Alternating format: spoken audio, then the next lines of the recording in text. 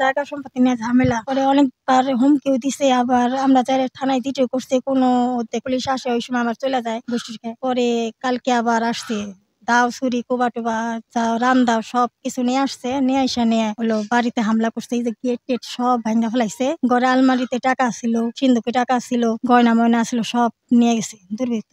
ওনাদের নাম বললেও তো আবার হুমকি দিছে, আবার বললেও হতেও 30 লাখ টাকার মতো নিছে, আর 27 ভরি স্বর্ণের মতো নিছে। আমি, আমার শাশুড়ি, আমার ননদ, আমার শ্বশুর তো অসুস্থই, ওনারা ছিল, 2 ননদ আছিল আর বাচ্চারা ছিল। অ্যাডভোকেট রুহুল আমিন সাহেব উনি কোথায় ছিলেন? কোর্টে ছিলেন। হ্যাঁ, উনি কখন এসেছিলেন?